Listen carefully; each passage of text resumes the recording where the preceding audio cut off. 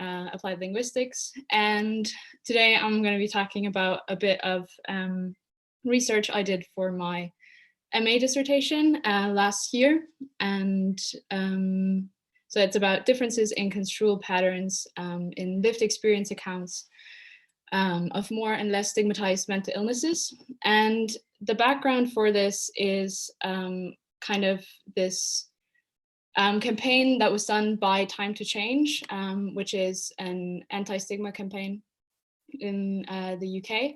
And the specific campaign that I want to draw attention to is called See the Bigger Picture.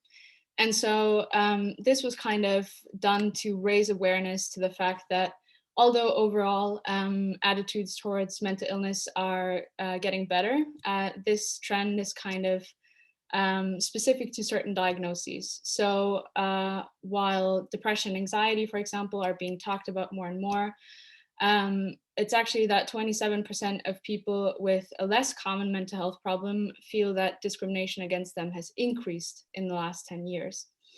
And so if we believe that, language is influenced by our experiences in and knowledge of the world and our social interactions, then we might ask the question of, how these differences in stigma affect how people describe their experiences with mental illness. And so this is kind of what I'm interested in here.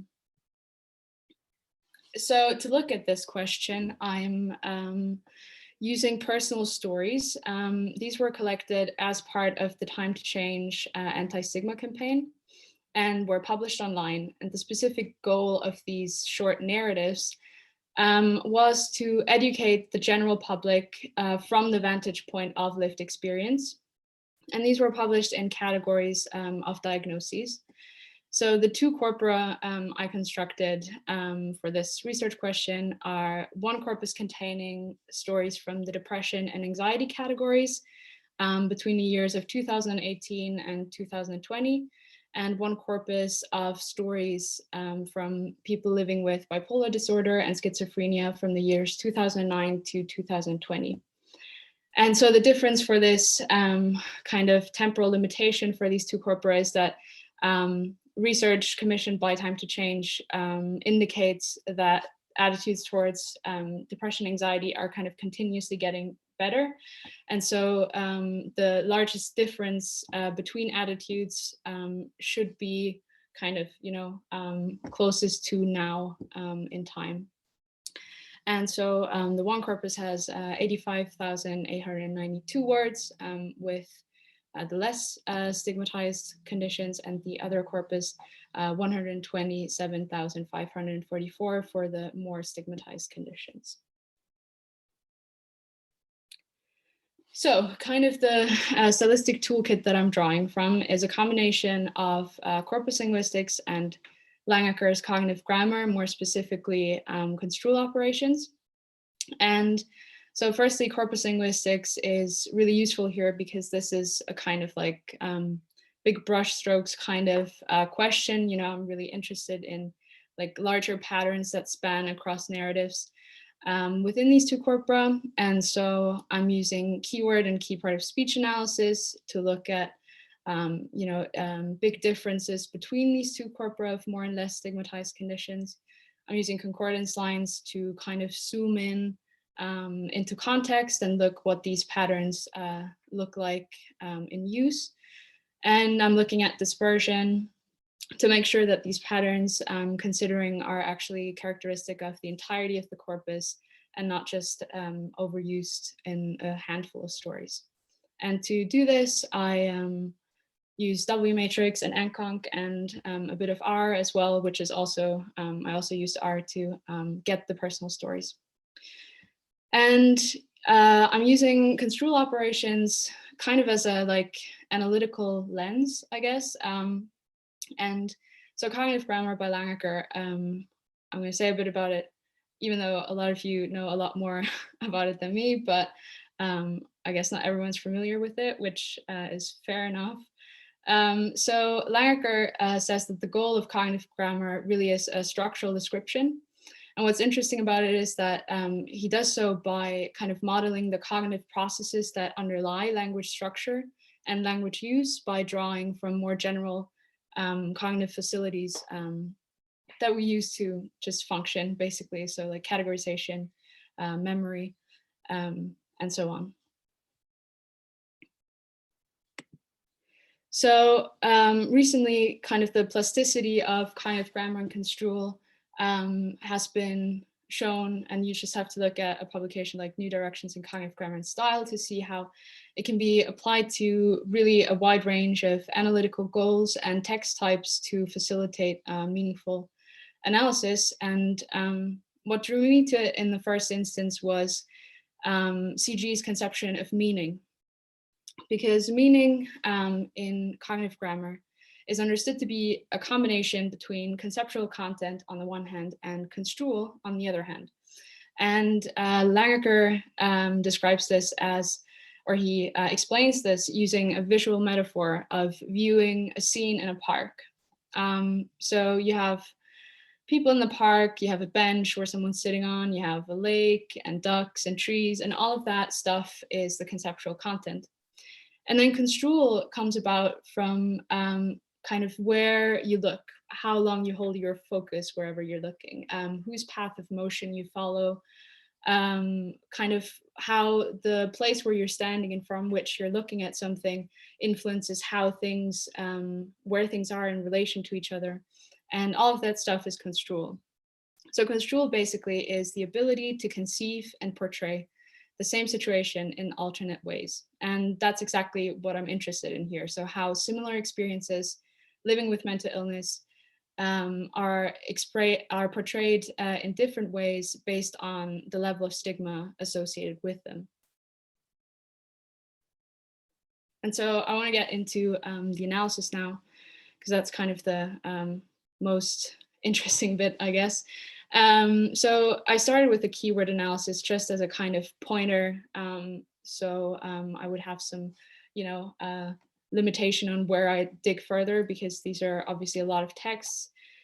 And so you see here the first 10 items that are overused in the depression anxiety corpus on the one hand, and the bipolar disorder and schizophrenia corpus on the other hand, sorted by effect size and all significant at the 99th percentile.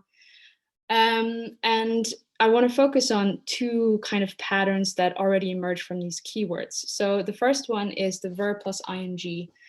And more specifically, I'm interested in progressive verb constructions. Of course, this is not, these three items doesn't mean that there's a lot of progressive constructions, but I've looked at this further.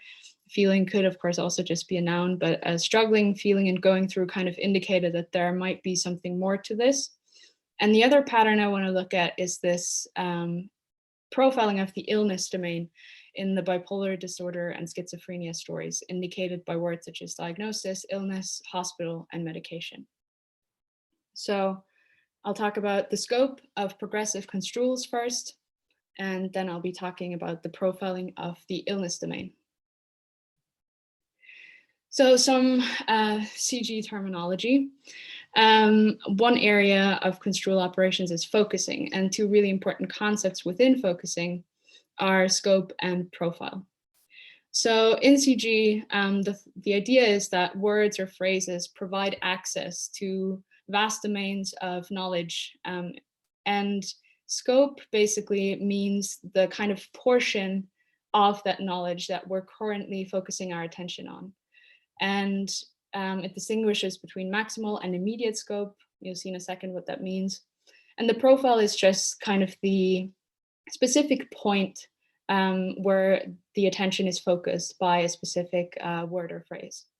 So if we take my cat and the word whiskers, to kind of think about whiskers, to access that, the maximal scope is the entirety of the cat. We kind of need this cat domain to think of whiskers.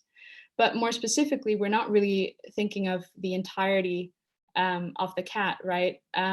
We're specifically focusing when we hear whiskers on the face of the cat. So that's the immediate scope.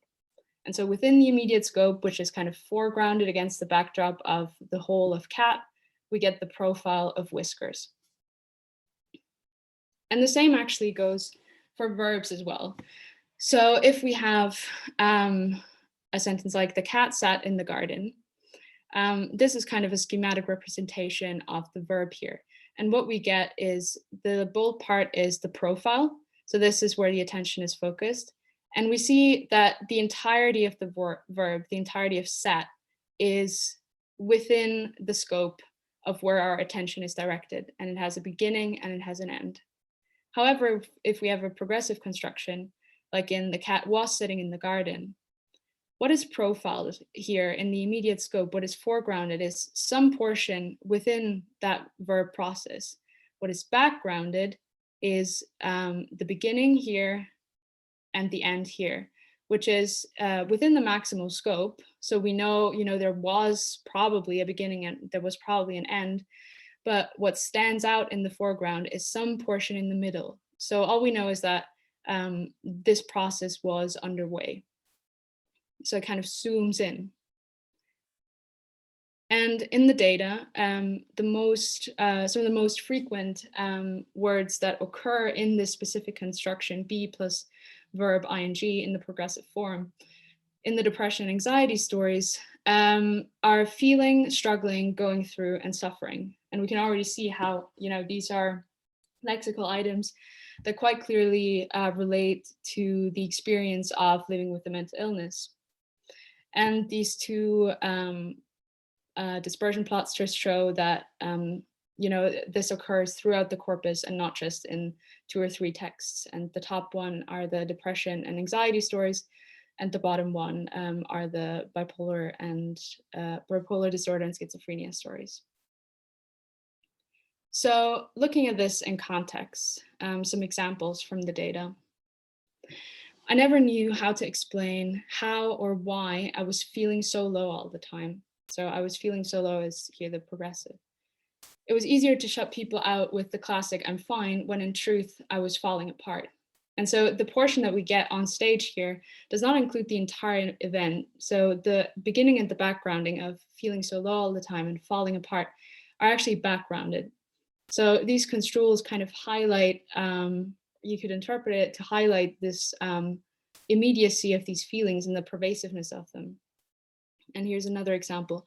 I lived a dual life. So here we get, the entire verbal process is, we see it in its entirety, lived, it's over. I lived a dual life, a private one and a public one, with depression for many years. To the outside world, I had a great life, a lovely family, successful career, and healthy lifestyle. But inside, I was battling almost every day to simply survive, thinking I didn't deserve any of it. So again, we get these foregrounded notions of battling almost every day, thinking I didn't deserve any of it. These really, in the immediate scope, we get these foregrounded feelings, and it kind of profiles the immediacy of the experience. And this, I was thinking this might actually be a response to something that happens, especially with more common conditions such as depression and anxiety, where you get this conflation between a mental illness and an everyday emotion, which if you have the everyday emotion, yes, that is something with a clear beginning and end. It'll pass, you wait a day, you'll feel better. And this is also kind of attention is drawn to this by one of the depression stories, which actually has the title, Depression is not an emotion, it's an illness. And so this profiling of the hopelessness that is associated with mental illness, where it actually feels like you can't remember a time before it, and it doesn't feel like there will be a time after. This really feeling of backgrounding, a beginning and an ending, is really what's transported by these progressive construals. So the second pattern I want to look at is what I already indicated at the beginning, is this illness domain. And we already have illness as itself as a keyword in the bipolar disorder and schizophrenia narratives. But actually the flip side of this is that mental health is overused in the depression and anxiety stories. And Price, in her PhD thesis, The Discursive Construction of Mental Illness in UK Newspapers, actually talks about this very dichotomy between mental health versus mental illness in newspapers between 1984 and 2014. And what she finds is that there is an increase of mental health over time in comparison to mental illness. But that's not because there's suddenly more articles she finds that are about mental health in general, but it's actually used in articles about mental illness.